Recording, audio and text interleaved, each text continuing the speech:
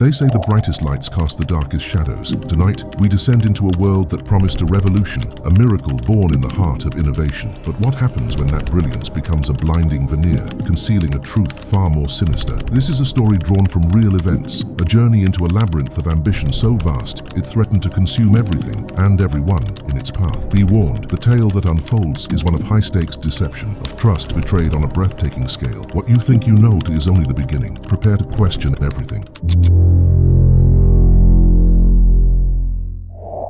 The story you are about to experience delves into documented events of profound deception and ambition. We present this account through focused audio and accompanying captions to allow for an immersive concentration on the intricate details and the gravity of the narrative, ensuring the complexities of this true crime are conveyed with the depth they demand. This presentation is the result of extensive research, drawing from established journalistic sources and publicly available records. While every effort has been made to portray these complex events accurately, the nature of recounting detailed histories means interpretations exist, and inadvertent errors or omissions, though unintended, are possible. This account is intended for informational and reflective purposes. Given the serious nature of the subject matter, listener discretion is advised. Silicon Valley, a land of dreams, of disruption, where fortunes are forged and futures reinvented. In this crucible of innovation, a story began to unfold, a story that promised to touch every single one of us. It started, as many Valley legends do, with a vision, breathtaking in its simplicity, audacious in its ambition. The idea to fundamentally change healthcare, to peer inside the human body with an ease never before imagined. At the heart of this revolution was a figure unlike any the Valley had seen before,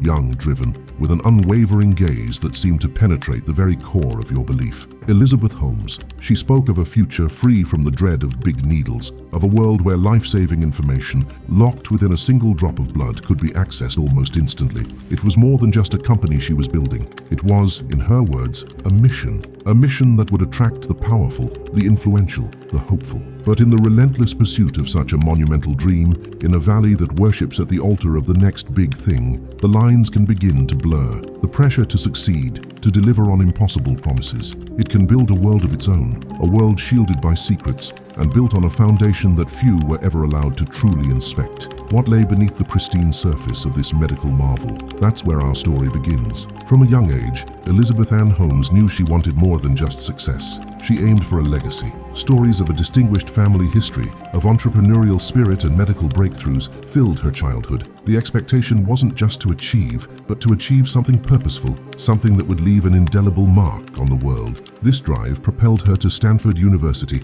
into the competitive world of chemical engineering. There, under the mentorship of charismatic figures like Professor Channing Robertson, her ambition began to crystallize. Then came an experience in Singapore amidst the shadow of the SARS epidemic. Witnessing traditional, cumbersome methods of patient testing sparked an idea, a vision for something radically different, an arm patch that could diagnose and treat ailments simultaneously. It was bold, almost fantastical. Back in California, this vision consumed her. Just 19, armed with a patent application born from sleepless nights and fueled by an unshakable conviction, Elizabeth Holmes made a decision that would set her path. She dropped out of Stanford. The hallowed halls of academia couldn't contain her urgency. She was going to build her company, Real-Time Cures, later to be known as Theranos, and a select few were ready to bet on this intense young woman and her extraordinary dream. With a persuasive energy that belied her youth, Elizabeth set about securing the capital to fuel her grand designs. She leveraged family connections, charming, seasoned Silicon Valley investors like Tim Draper,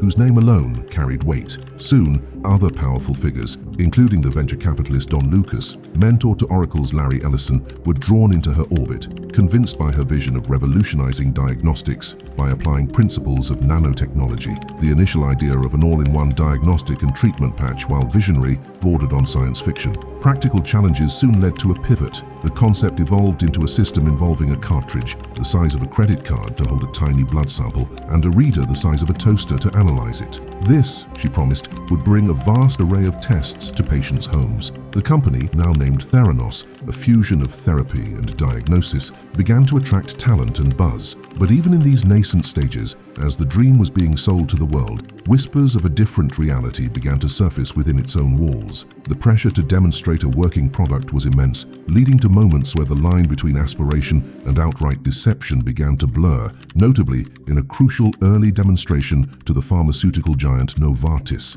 a demo that, unknown to outsiders, was far from perfect. Inside Theranos, a relentless pressure cooker environment was forming. Engineers like Ed Koo were tasked with an almost impossible challenge: to make Holmes's vision of a device that could perform a multitude of tests on vanishingly small amounts of blood a reality. Her fixation on miniaturization, on using just a single drop pricked from a fingertip, created immense technical hurdles. The prototype, known as the Theranos 1.0, was far from reliable. Yet the charismatic founder, often described as having an entrepreneur's boundless optimism, pushed forward, sometimes demanding round-the-clock work from her already strained teams. It was during this period that Ramesh Sunny Balwani, a figure nearly 2 decades older than Elizabeth and with whom she shared a secretive personal relationship, began to exert significant influence. His management style was aggressive, often demeaning, and he quickly became an omnipresent and intimidating force within the company, further shaping a culture where loyalty was paramount and dissent was not tolerated. As the original technology faltered,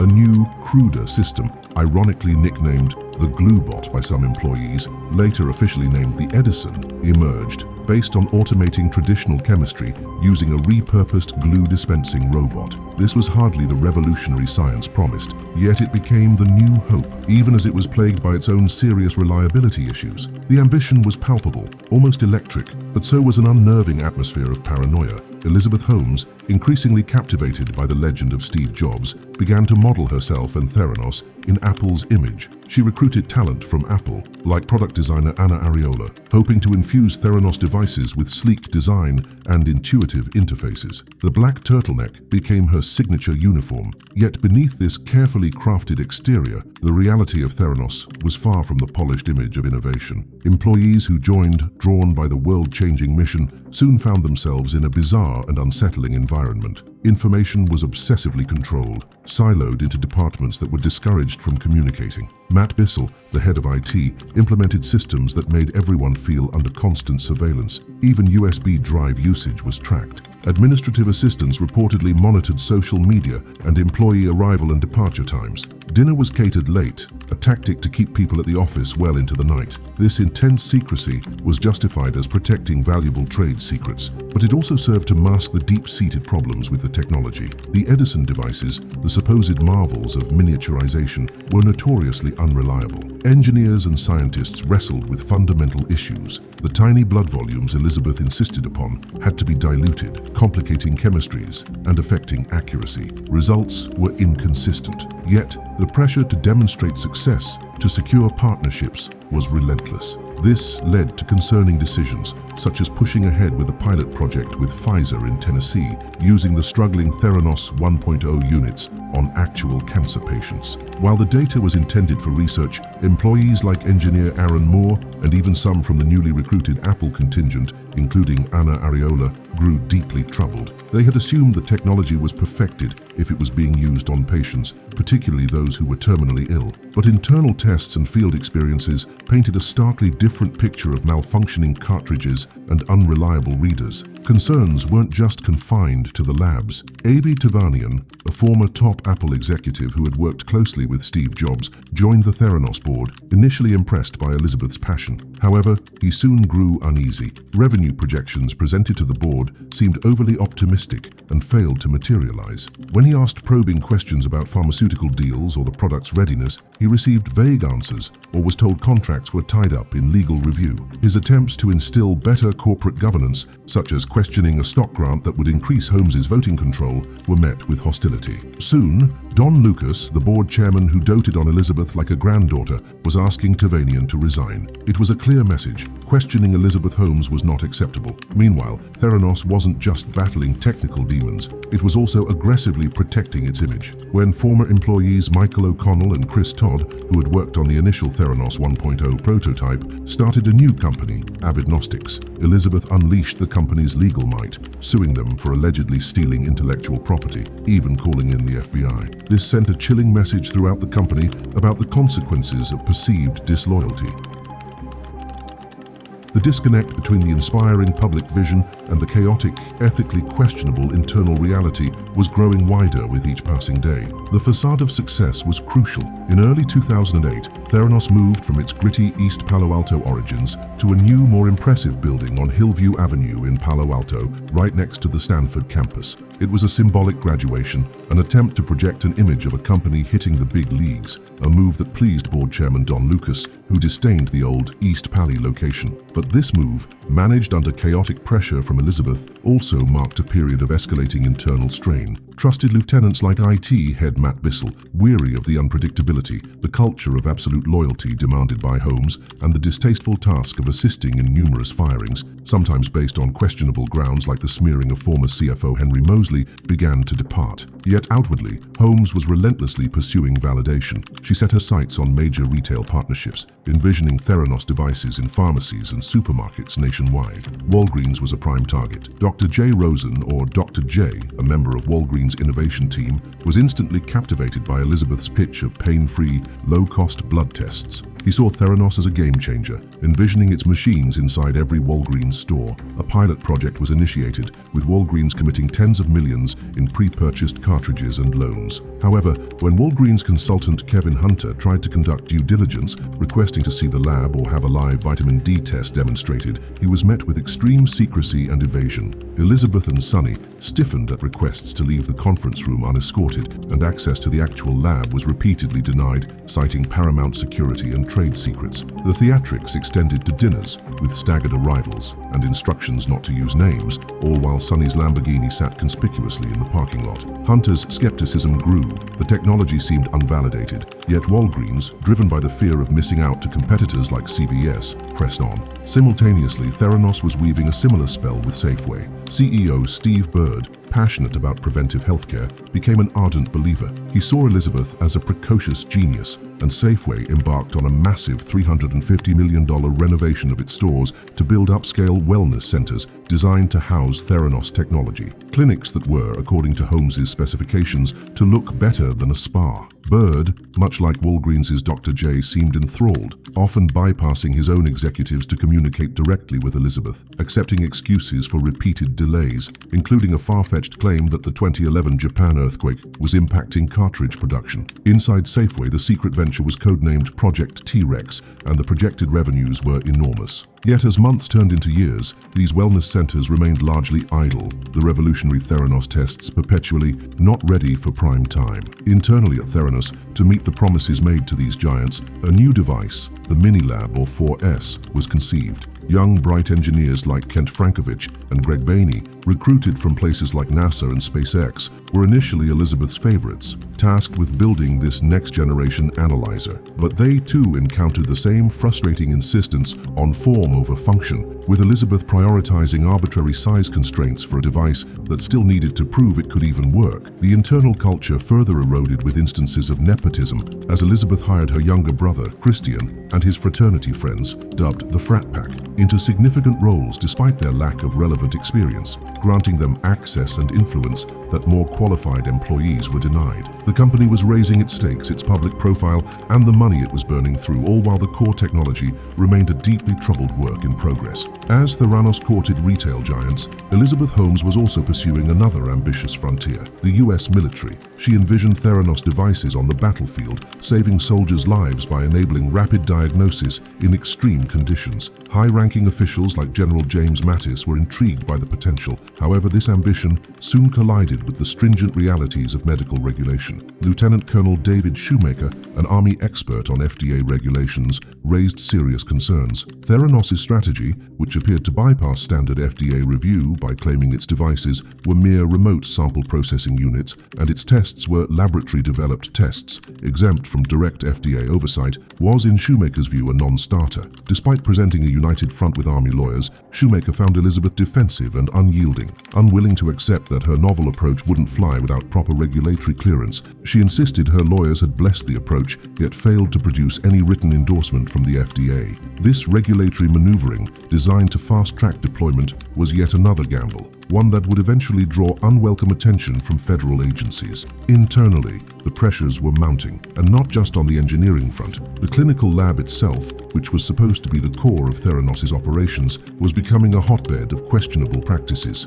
Diana Dupuy, a clinical laboratory scientist with a strong ethical compass, was horrified by sloppy procedures, the use of expired reagents, and improperly calibrated equipment. She documented these issues, sending detailed complaints to Sunny Balwani and lab director Arnold Gelb, often with photographic evidence. Her concerns were met not with corrective action, but with intimidation from Sunny, who attempted to silence her, eventually leading to her dismissal. The message was clear: raising problems, even those directly impacting patient test accuracy, was a punishable offense. The Safeway partnership, once a beacon of hope for CEO Steve Bird, began to show serious strain. The employee health clinic in Pleasanton, where Theranos was supposed to be showcasing its revolutionary fingerstick technology, became a source of troubling data. Kent Bradley, Safeway's newly appointed chief medical officer, noticed that phlebotomists were often drawing blood twice, once via fingerstick and again with a traditional needle. Test results were slow to return, sometimes taking weeks, and alarmingly some were being outsourced to established labs like ARUP without Safeway's full awareness. Most disturbingly, otherwise healthy Safeway employees received abnormal results from Theranos, including dangerously high prostate-specific antigen levels, only to have those results contradicted and normalized when retested at other labs like Quest or LabCorp. Bradley meticulously documented these discrepancies, but his concerns when presented to Steve Bird were politely brushed aside. Bird, still captivated by Elizabeth's vision, remained convinced of the technology's soundness. By the summer of 2013, as the Chayachde advertising agency was preparing a glossy marketing campaign for Theranos' imminent public launch, the much-vaunted next-generation device, the 4S or Minilab, was still deeply troubled and nowhere near ready for patient testing. The older Edison machines, which were slated for the initial Walgreens rollout, continued to exhibit high error rates and failed quality control checks with alarming frequency. Anjali Lagari, head of the immunoassay group, who had worked with the Edison system for years, knew its deep flaws. With the launch date looming, she and other senior scientists like Alan Beam, the new lab director, grew increasingly distressed. They understood that deploying this unreliable technology on the general public, who would rely on these tests for critical health decisions, was crossing a dangerous ethical line. The company was promising to deliver hundreds of tests from a tiny drop of blood, a promise far removed from the grim reality of what its technology could actually, or rather couldn't, do. The decision was made. If Theranos couldn't make the technology work as promised, it would find other ways to produce the results its partners and the public expected. With the Walgreens launch date hurtling towards them in September 2013 and their own proprietary devices, the Edisons and the still-in-development mini-labs, nowhere near capable of performing the vast menu of tests promised, Elizabeth Holmes and Sunny Balwani made a fateful decision. If their technology couldn't deliver, they would force existing technology to fit their narrative. Daniel Young, the brainy MIT PhD who had risen to become a key problem solver, along with engineer Sam Gong, were tasked with a stealth project. Hacking commercially available blood analyzers, primarily large Siemens Advaya machines. These machines were designed for standard venous blood draws, not the tiny fingerprick samples Theranos advertised. To make them compatible, a series of modifications were devised. The minuscule samples collected in Theranos' proprietary nanotainers were first diluted using a large robotic liquid handler called a Takan. This dilution was crucial to create enough volume for the Siemens machines, but it came at a steep cost to accuracy. The blood was essentially being watered down, sometimes twice, once by the Takan and again inside the Siemens analyzer itself. This meant that the concentration of what was being measured often fell below the FDA-sanctioned analytical range of the machines. The final patient result was then mathematically multiplied back, a process rife with potential error, essentially using the sophisticated equipment in a way neither the manufacturer nor regulators had ever approved. Lab director Alan Beam watched these modifications with growing alarm. He knew that tampering with samples to such an extent introduced significant room for error. Yet, as Theranos launched its services in Walgreens stores, first in Palo Alto and then expanding into Phoenix, Arizona, this was the hidden reality behind the curtain. The public saw a charismatic young founder, lauded in early, uncritical media pieces, promising a healthcare revolution. Elizabeth Holmes, now frequently compared to Steve Jobs, engineered glowing coverage like a Wall Street Journal editorial page piece that coincided with the launch, painting a picture of a breakthrough already achieved. Behind this veneer,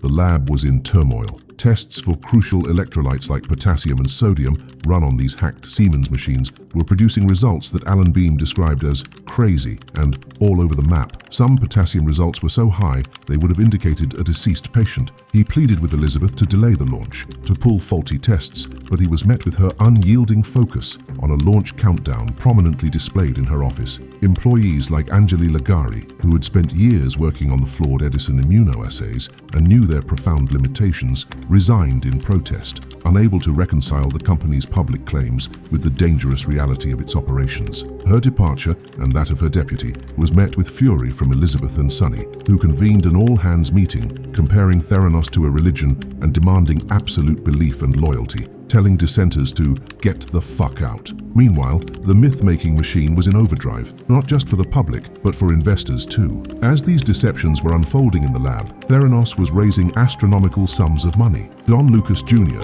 son of the legendary venture capitalist, pitched his own investors on Theranos, touting its signed contracts, its falsely claimed cash flow positivity since 2006, and even that its devices were deployed in Humvees in Iraq. This helped raise millions at a staggering $6 billion valuation. Soon after, hedge funds like Partner Fund Management were lured in by even grander claims that Theranos technology could perform nearly all requested lab tests from a fingerstick, that hundreds of tests had been submitted to the FDA, and that the system could run 70 different tests simultaneously on a single drop. Sunny Balwani presented fabricated financial projections forecasting billions in revenue, bolstered by a prestigious board of former statesmen who lent an air of unimpeachable legitimacy. And with the tightest security protocols to protect trade secrets, Theranos achieved a $9 billion valuation. Elizabeth Holmes, owning more than half the company, was crowned the youngest self-made female billionaire. The unicorn was not just born, it was soaring, all while its actual product was a dangerous patchwork of jury-rigged machines and flawed science. The meteoric rise and billion-dollar valuations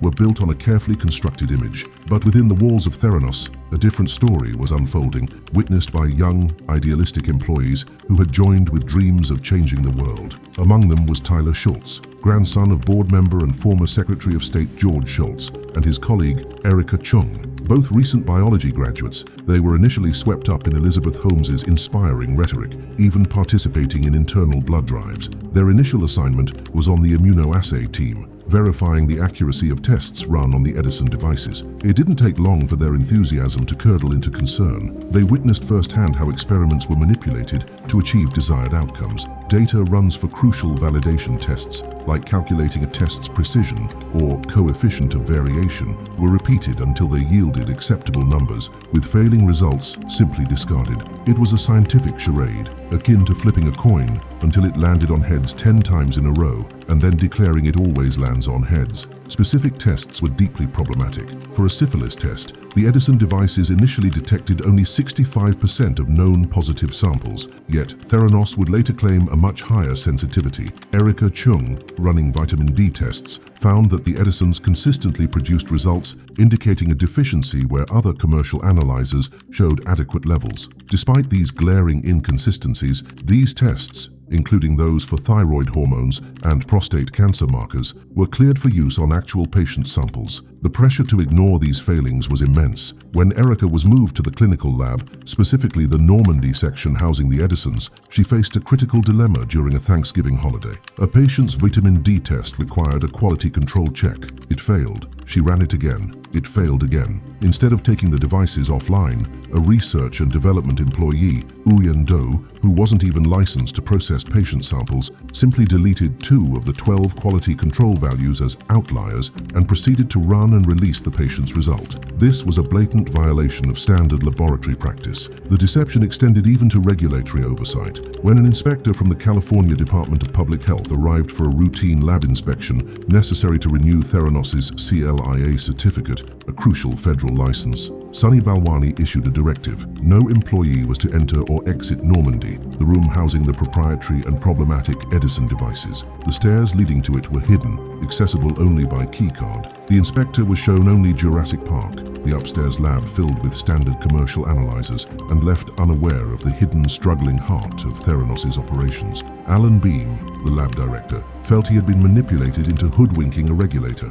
Soon after, Sunny ordered a switch. Dozens more tests offered in Walgreens stores were to be processed using fingerstick samples, which meant the hacked Siemens Advia machines, with their double dilution protocol, would now be used on a wider array of unsuspecting patients. The potential for harm was escalating dramatically. The immense pressure to launch and maintain the facade of a working technology was creating an ethical minefield within Theranos, and not everyone was willing to look the other way. Tyler Schultz, witnessing the manipulated validation experiments and the misleading claims about the Edison's precision, grew increasingly disturbed. He saw how data that didn't fit the narrative was simply discarded, how coefficients of variation were massaged to look acceptable, and how the sensitivity of tests like the one for syphilis was inflated by questionable means such as arbitrarily widening the equivocal zone to exclude problematic results. These weren't just abstract scientific debates. These were practices that could directly impact patient diagnoses. Tyler felt a responsibility to speak up. He managed to secure a brief meeting with Elizabeth Holmes herself, raising concerns about the discrepancies between internal data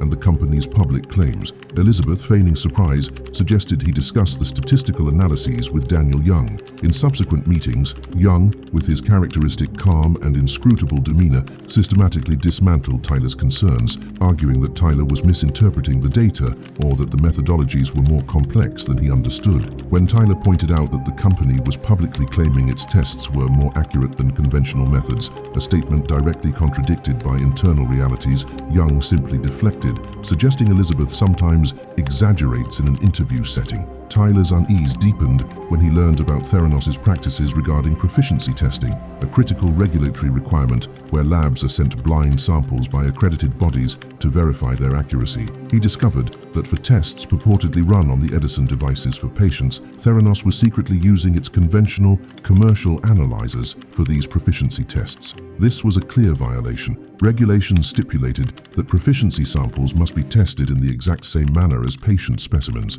When lab director Alan Beam and his co-director had tried to run proficiency samples on the Edisons for comparison, the results had differed markedly from those obtained on the commercial machines, especially for vitamin D. Sunny Balwani had furiously shut down this internal comparison, ordering that only the results from the commercial machines be reported to the regulatory bodies. Armed with this knowledge, which he confirmed by anonymously contacting the New York State Department of Health, Tyler felt he had uncovered undeniable proof of cheating. He took his findings to his grandfather, George Schultz, a key Theranos board member, trying to explain the technicalities and the gravity of the deceptions. George Schultz, though listening, seemed unable or unwilling to fully grasp the implications, still deeply invested in Elizabeth's vision. At his grandfather's urging, Tyler formalized his concerns in a detailed email to Elizabeth, hoping for a constructive response. Instead, the reply came from Sunny Balwani. It was a blistering, personal attack, belittling Tyler's understanding of science and statistics, accusing him of absolute ignorance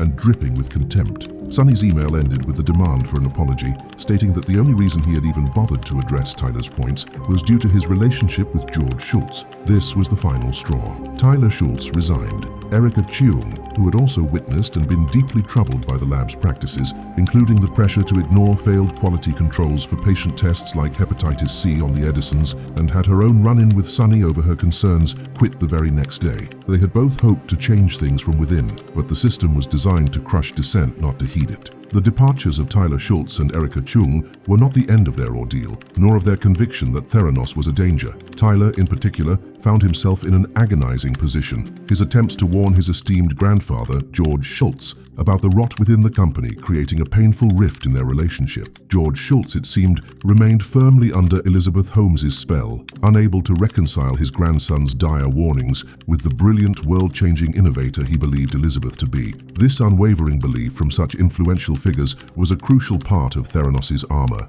and while the internal reality was one of failing technology and suppressed dissent externally, Elizabeth Holmes was meticulously crafting an image of groundbreaking success. She enlisted the renowned advertising agency TBWR Chiats Day, famous for Apple's iconic campaigns, to build the Theranos brand. The directive was clear: emulate Apple's simplicity and revolutionary aura. Elizabeth herself was deeply involved, working with creative director Patrick O'Neill, who, like many, was initially captivated by her charisma and seemingly noble mission. The focus was on compelling visuals and bold slogans. The nanotainer, the tiny vial designed to collect the finger-prick blood sample, became a central icon. "One tiny drop changes everything," and "The lab test reinvented" were taglines designed to capture the public imagination. Chatsday was tasked with creating a new website, a smartphone app, and in-store marketing materials for the impending Walgreens and Safeway launches. The secrecy was intense, even with their advertising partners. When Chatsday needed to photograph the nanotainer, a Theranos employee,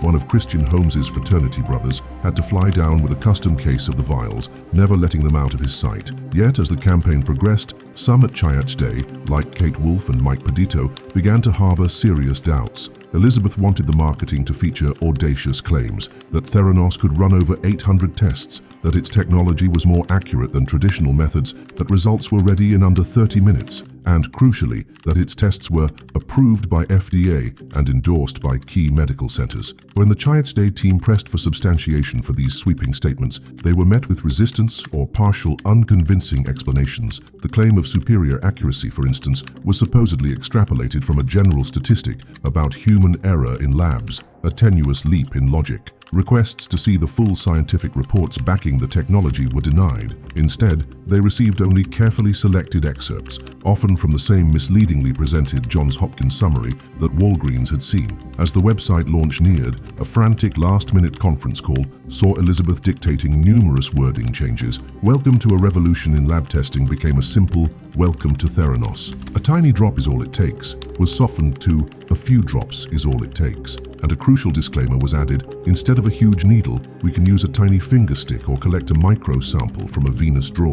This quiet admission, buried in the text, acknowledged that the fingerstick dream didn't apply to all tests, a truth that directly contradicted the core marketing message. The relentless push to launch, to project an image of flawless innovation, continued, even as the foundation of that image was riddled with cracks. While Theranos was meticulously crafting its public image and wooing powerful retail partners, another conflict was brewing, one that would reveal the lengths to which Elizabeth Holmes would go to protect her narrative. Richard Fuis, a medical inventor and a former neighbor of the Holmes family, had years earlier independently patented a technology related to analyzing blood and alerting physicians to abnormal results. Elizabeth, instead of seeing a potential collaborator or even a minor competitor, perceived Fuis's patent as a direct threat to her own ambitions of placing Theranos devices in people's homes. Rather than negotiate or license, she chose confrontation. Theranos, now armed with the fearsome reputation of star lawyer David Boies, launched an aggressive lawsuit against Fuis and his sons, accusing them of conspiring to steal confidential patent information. The allegation was that one of Fuis's sons, John, had illicitly accessed Theranos files while working at its former patent law firm, McDermott Will Emery. The Fuises vehemently denied these claims, asserting Richard's patent was his own independent invention, but they found themselves ensnared in a costly and brutal legal battle, complete with surveillance and intimidation tactics characteristic of Boies Schiller's aggressive approach. This lawsuit cast a long, dark shadow, particularly over Ian Gibbons, one of Theranos' first experienced scientists and a brilliant biochemist with expertise in immunoassays, the very tests the Edison was supposed to perform. Gibbons, who had known Elizabeth's mentor, Channing Robertson, for years, was a co-inventor on many of Theranos' key patents. The Fuis legal team identified him as a critical witness. They believed Gibbons could testify that Richard Fuis's patent didn't infringe on Theranos' work, and perhaps more damningly, that Elizabeth Holmes' own contribution to the company's core patents was negligible. This could potentially invalidate Theranos' intellectual property. For Ian Gibbons, already deeply disillusioned by the company's lack of scientific integrity, Elizabeth's misrepresentations about the technology's readiness, and his own marginalization within the company after he had voiced concerns to Robertson that were then relayed back to Holmes. The prospect of being deposed in this high-stakes lawsuit was terrifying. He was trapped between his conscience, his professional ethics, and the immense pressure from a company that demanded absolute loyalty. The weight became unbearable. Ian confided in his wife Rochelle that nothing at Theranos was working as claimed, and that he feared for his job if he testified truthfully. His mental health deteriorated rapidly.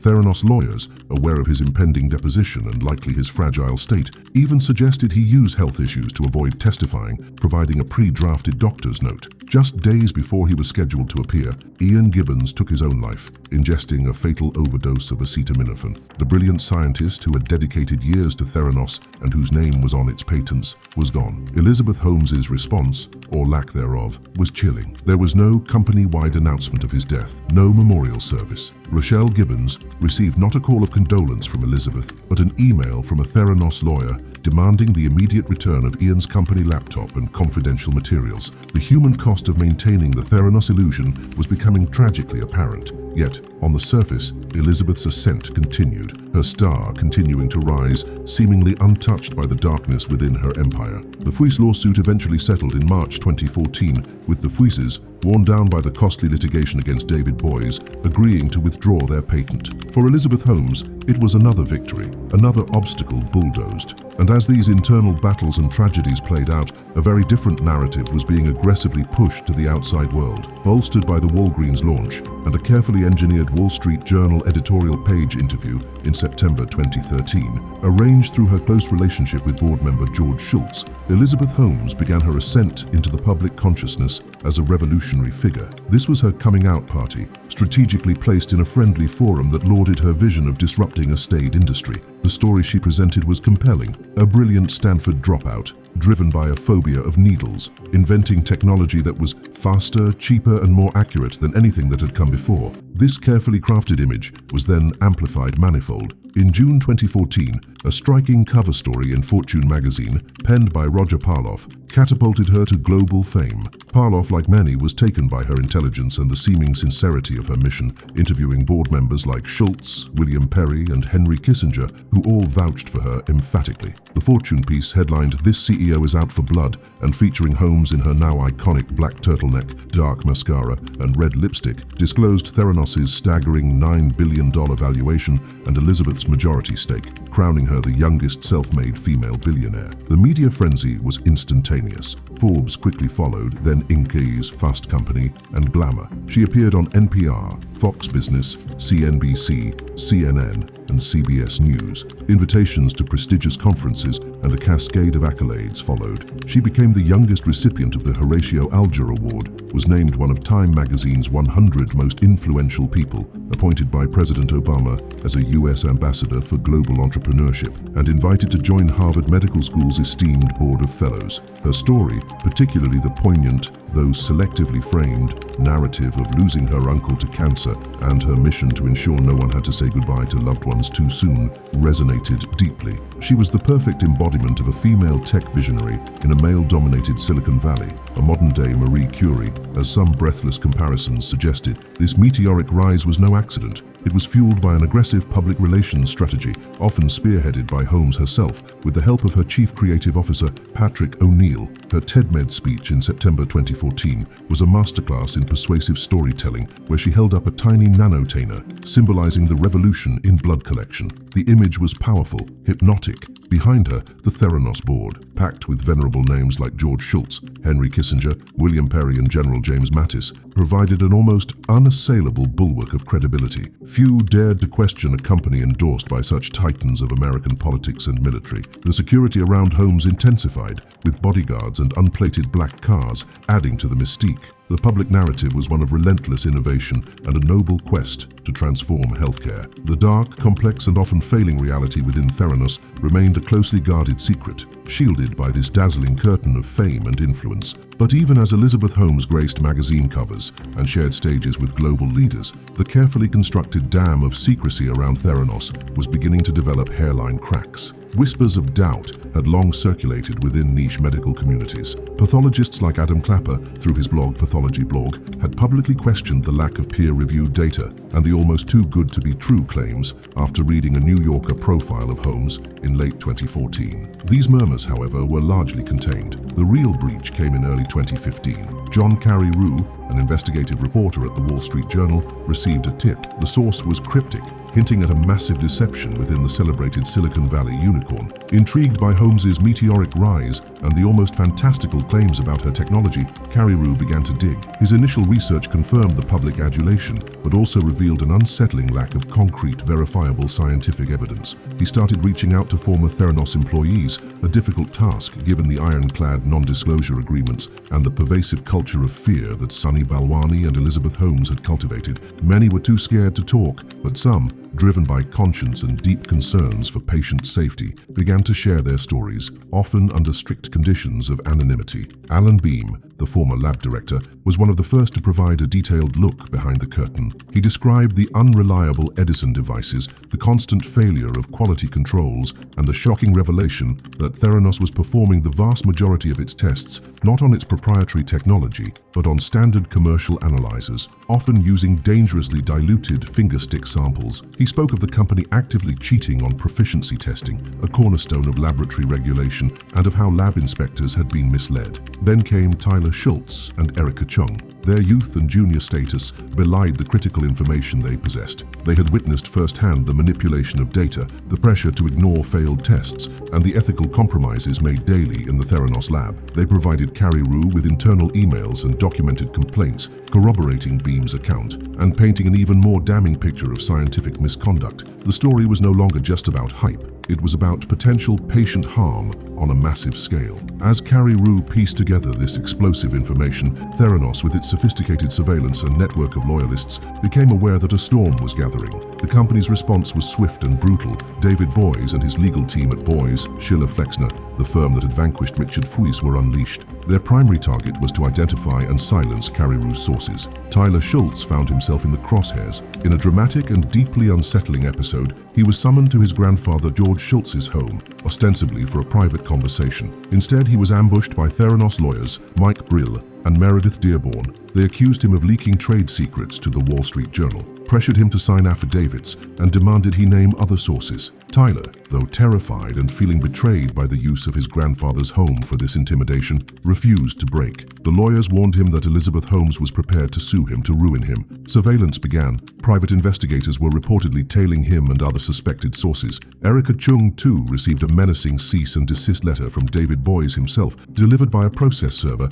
who seemed to know her unlisted temporary address, accusing her of disclosing trade secrets and making false statements. The battle lines were drawn. Theranos wasn't just going to deny the truth, it was going to actively try and destroy those who dared to reveal it. The legal threats and intimidation tactics against his sources only solidified John Carreyrou's resolve. The Wall Street Journal was not easily deterred. Adhering to the paper's strict no surprises policy, Carreyrou and his editors prepared an extensive list of questions for Theranos, detailing the allegations and giving the company ample opportunity to respond before any story would be published. The reply came not in the form of answers, but in a heavily armed legal delegation. In June 2015, David Boys, Theranos' newly appointed general counsel, Heather King, and technical lead Daniel Young, among others, arrived at the Wall Street Journal's Manhattan headquarters. The atmosphere was immediately adversarial. King and another lawyer placed tape recorders on the conference table, signaling they viewed the meeting as a prelude to litigation. Heather King opened by accusing Carreyrou's reporting of being based on false premises and immediately tried to unnerve him by stating, "It seems apparent to us that certainly one of your key sources is a young man named Tyler Schultz," attempting to discredit him as young and unqualified. Carreyrou, maintaining his composure, refused to confirm or deny his sources. As Carreyrou began to walk through his meticulously researched questions about the use of commercial Siemens analyzers for most tests, the dilution of fingerstick samples, the true capabilities of the Edison devices, and the deceptive proficiency testing, the Theranos team consistently stonewalled. Daniel Young, as the designated technical expert, repeatedly invoked trade secrets to avoid direct answers. David Boys argued passionately that revealing their methods would be like giving Coca-Cola's formula to Pepsi, claiming their processes were innovations Quest and LabCorp were desperate to steal through industrial espionage. He thundered that Theranos was indeed testing tiny fingerstick samples successfully, and, unless it's magic, it's a new technology. The meeting, which stretched for hours, yielded no substantive rebuttals to the core allegations, only more accusations, obfuscation and threats that the journal would be publishing information that Theranos rigorously protected. The message was clear. Theranos would fight tooth and nail to prevent its secrets from seeing the light light of day. Even as this confrontation played out, Elizabeth Holmes was attempting a different route to quash the impending expose. Unbeknownst to Carrie Rue at the time, Rupert Murdoch, the chairman of News Corp, the Wall Street Journal's parent company, had become Theranos' single largest investor, pouring $125 million into the company just months earlier. Holmes had cultivated a relationship with the media mogul, meeting with him privately on multiple occasions. She appealed to him directly, claiming Carrie Rue's information was false and that the story would be immensely damaging. Murdoch, despite his significant financial stake, consistently declined to intervene in the journal's editorial process, trusting its editors to handle the matter fairly. Back at the journal, Carrie Rue's editor, Mike Siconolfi, employed an Italian fishing analogy, la matanza, to describe their approach. They were patiently, meticulously gathering their evidence, waiting for the right moment to strike with a story that would be bulletproof. The pressure was immense, the stakes extraordinarily high, but the journal was preparing to reveal to the world what lay hidden behind Theranos' glittering facade. The moment of reckoning arrived on Thursday, October 15, 2015. The Wall Street Journal published John Carrie Rue's meticulously researched expose on its front page, under the understated headline, "A Prized Startup's Struggles." The article was a bombshell, revealing that Theranos performed only a small fraction of its tests on its proprietary devices, relying instead on commercially available machines, often with diluted samples. It detailed the company's cheating on proficiency testing and raised serious questions about the accuracy of its technology,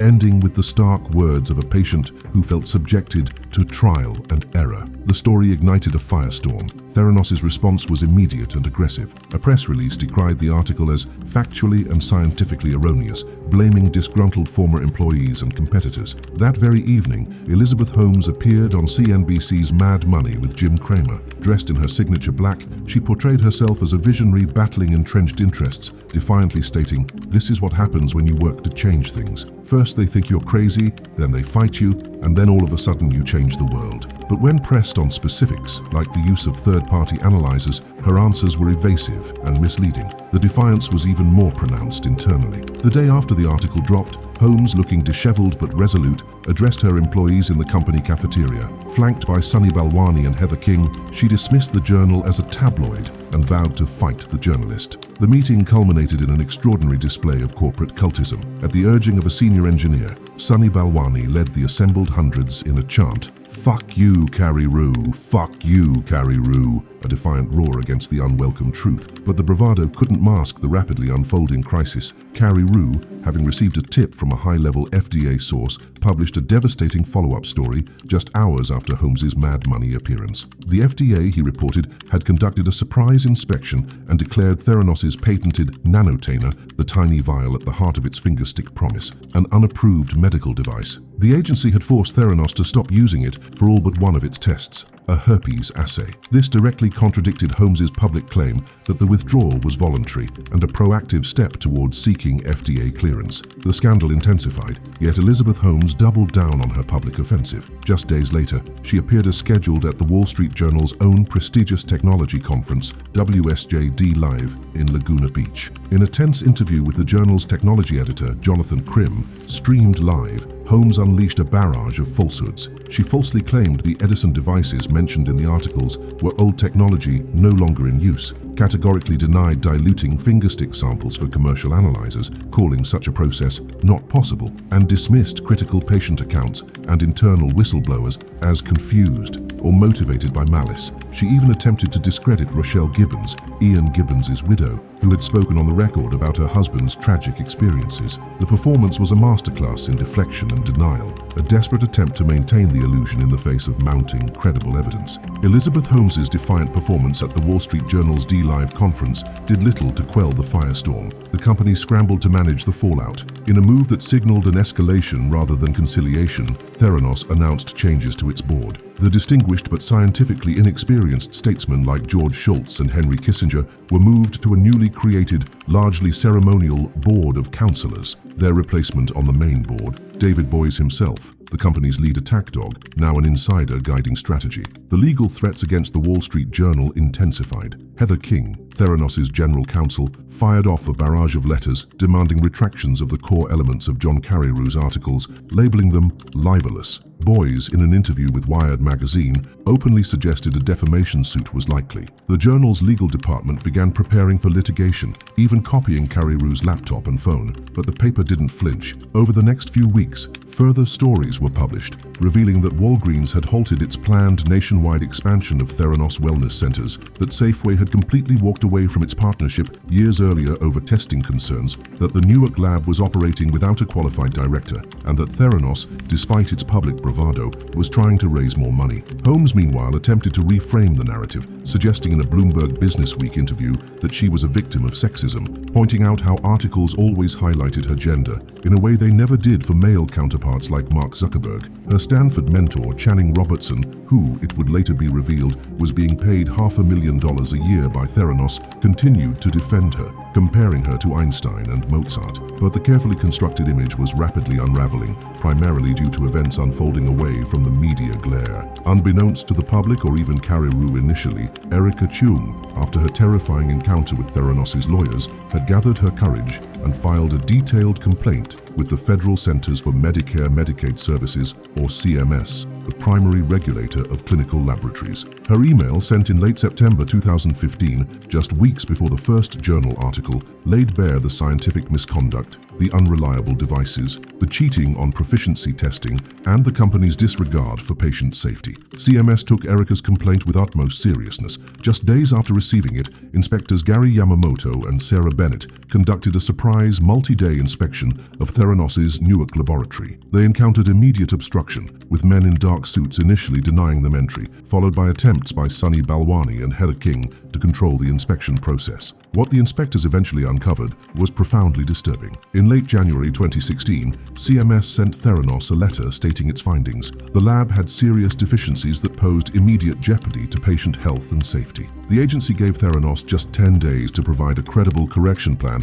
warning that failure to comply could lead to the revocation of its federal lab certification and a ban on Holmes and Balwani from the blood testing business. This was a devastating blow, a federal agency confirming the core of the journal's reporting. Theranos predictably tried to downplay the findings and fought desperately to keep the full, damning 121-page inspection report from becoming public, claiming it contained trade secrets. The Empress, it seemed, truly had no clothes, and now the regulators were beginning to say so out loud. The damning letter from CMS, threatening to ban Elizabeth Holmes and Sunny Balwani from the blood testing industry, was just the tip of the iceberg. While Theranos publicly claimed the issues were confined to lab operations and didn't reflect on its core technology, and fought to keep the full inspection report under wraps citing trade secrets, John Carey-Rue managed to obtain the unredacted 121-page document. Its contents were devastating. The report proved that Holmes had lied extensively, including at the journal's own tech conference. The proprietary devices used in the lab were indeed called Edison, and they were used for only a handful,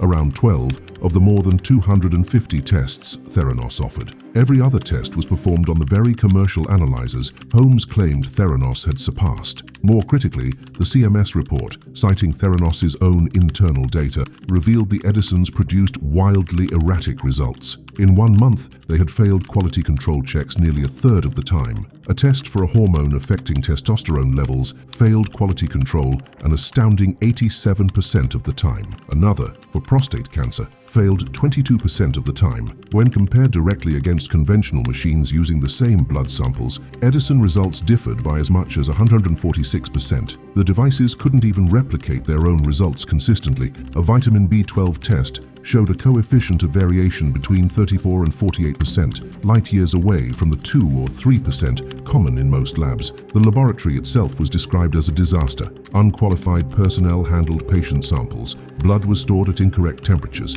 reagents were expired, and crucially, Theranos had often failed to inform patients of flawed test results. Faced with these irrefutable findings and the looming threat of sanctions, Theranos still attempted to control the narrative. Heather King, the company's general counsel, tried to prevent the journal from publishing the full report, but it was too late. The Wall Street Journal posted the entire document on its website, accompanied by expert commentary that likened the Edison's performance to guesswork. Days later, CMS issued another letter. Theranos had failed to correct the vast majority of the cited deficiencies. The threatened 2-year ban on Elizabeth Holmes now seemed imminent. Finally, Holmes appeared on NBC's Today Show, telling Maria Shriver she was devastated by the lab's failings. Yet, There was no apology to the patients put at risk, no real admission of the profound deception concerning her core technology. Instead, in a calculated move to deflect blame, Sunny Balwani, her longtime romantic partner and COO, retired. Elizabeth Holmes had sacrificed her Svengali. The consequences were now cascading. Theranos was forced to make a staggering admission. It voided or corrected tens of thousands of blood test results,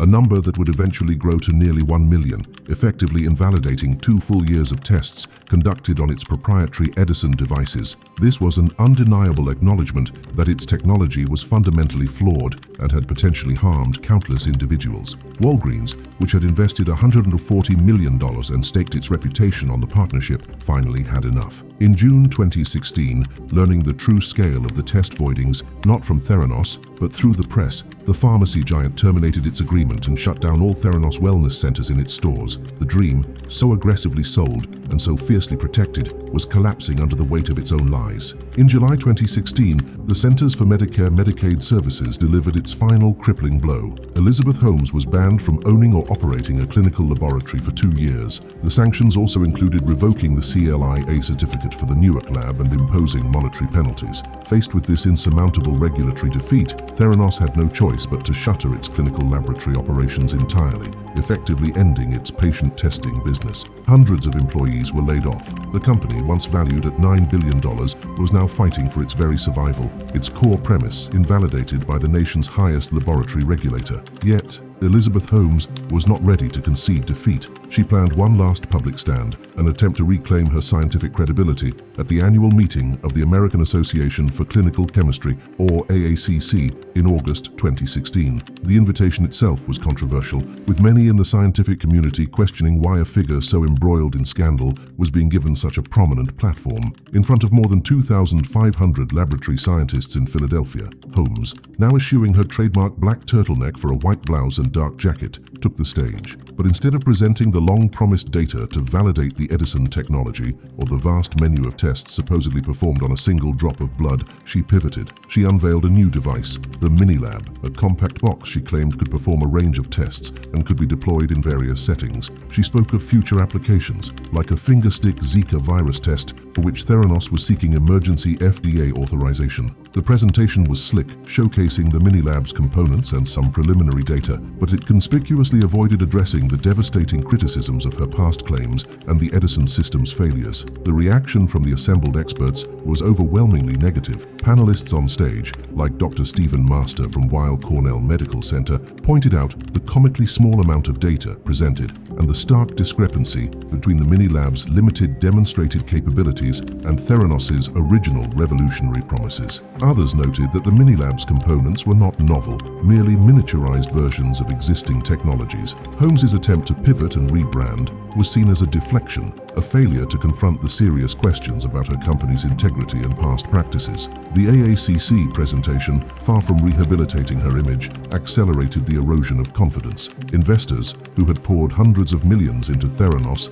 based on misleading claims, began to revolt. Partner Fund Management, the San Francisco hedge fund that had invested nearly $100 million, filed a lawsuit alleging securities fraud, accusing Holmes and Balwani of a series of lies, material misstatements, and omissions. Other investor groups followed suit. Rupert Murdoch, who had personally invested $125 million, chose to cut his losses, selling his stock back to Theranos for a symbolic $1 to claim a massive tax write-off. The legal walls were closing in from other directions too. The Securities and Exchange Commission had opened a civil investigation into whether Theranos had deceived investors, and more ominously, the U.S. Attorney's Office in San Francisco was conducting a criminal probe. The once celebrated unicorn, the darling of Silicon Valley, was now facing a fight for its existence, with its founder staring at the possibility of not just corporate failure, but criminal charges. The legal and financial repercussions for Theranos and its leaders were now mounting inexorably. Walgreens sued for the $140 million it had invested, accusing Theranos of failing to meet the most basic quality and legal requirements. In early 2018, the Securities and Exchange Commission brought the weight of federal regulators down hard, charging Theranos, Elizabeth Holmes, and Sunny Balwani with orchestrating an elaborate, years-long fraud. The SEC alleged they had deceived investors by making false and misleading statements about the company's technology, business, and financial performance. To settle these civil charges, Elizabeth Holmes, the once untouchable icon, was forced to make significant concessions. She relinquished her voting control over Theranos, agreed to return millions of shares to the company, paid a $500,000 penalty, and, perhaps most damningly for her future ambitions, was barred from serving as an officer or director of any public company for 10 years. Sunny Balwani, true to his aggressive style, chose to fight the SEC's charges in court. But the civil actions were only part of the unfolding legal drama. The criminal investigation by the U.S. Attorney's Office in San Francisco, which had been quietly gathering evidence for years, was reaching its own critical juncture. The question of actual criminality, of deliberate intent to defraud, hung heavy in the air. In June 2018, that question was answered when a federal grand jury indicted both Elizabeth Holmes and Sunny Balwani on multiple counts of wire fraud and conspiracy to commit wire fraud. The charges carried the potential for lengthy prison sentences and substantial fines, marking a stunning fall from grace for the woman once hailed as the next Steve Jobs. Theranos itself, by this point, was a hollow shell of its former self. Having burned through nearly $1 billion of investor money, subjected to massive layoffs, and its reputation in tatters, the company was running on fumes. Its final, desperate attempts to pivot, to find some viable application for its technology, perhaps the mini-lab, were futile. The blood-testing dream, which had promised to empower patients and revolutionize healthcare, had devolved into a cautionary tale of hubris, deception, and devastating consequences. The Theranos saga stands as a stark reminder of the dangers inherent in Silicon Valley's "fake it until you make it" culture, especially when that ethos collides with the life and death stakes of healthcare. Elizabeth Holmes's ambition was undeniable, her charisma captivating. She built a narrative so powerful it ensnared seasoned investors, distinguished statesmen, and a hopeful public. But that narrative was woven with lies, sustained by a culture of fear and secrecy, and ultimately, it endangered the very people it claimed to serve. The story of Bad Blood is not just about a failed company. It's about the catastrophic impact of unchecked ambition, the systemic failures that allowed the deception to persist for so long, and the profound courage of the few insiders, like Alan Beam, Tyler Schultz, and Erica Chung, who risked their careers and reputations to expose the truth. Their actions, alongside the tenacity of investigative journalism, finally pierced the veil of one of the most audacious corporate frauds the world had ever seen. And so the curtain falls on the story of Theranos, a saga born from a dazzling vision that spiraled into one of the most profound corporate deceptions of our time. We've journeyed through the dizzying heights of ambition, the intricate web of lies, and the devastating human cost of a dream pursued at any price. The tale of Elizabeth Holmes and Theranos is more than just a chronicle of a failed company. It's a stark reflection on the intoxicating power of narrative, the allure of visionary leaders, and the perilous speed at which truth can be sacrificed in the relentless pursuit of innovation, especially when that innovation directly touches our health and well-being. What does it teach us? Perhaps it's a reminder of the vital importance of skepticism, the courage required to question even the most compelling stories, especially when backed by powerful, influential voices. It underscores the critical role of due diligence, not just for investors, but for all of us as consumers of promises. And it shines a light on the immense bravery of those individuals, the whistleblowers from within, who, facing immense pressure and personal risk, chose to speak out against a tide of deception. Their actions remind us that integrity often demands a heavy price, but it is a price worth paying. The echoes of Theranos will linger, a cautionary whisper in the halls of innovation, a testament to what happens when ambition outpaces ethics and when the drive to change the world forgets the fundamental duty to protect it. As we step away from this story, we are left to ponder, in a world so eager for the next revolution, how do we ensure that the pursuit of progress is always guided by truth, and that the trust we place in those who promise a better future is never so tragically misplaced?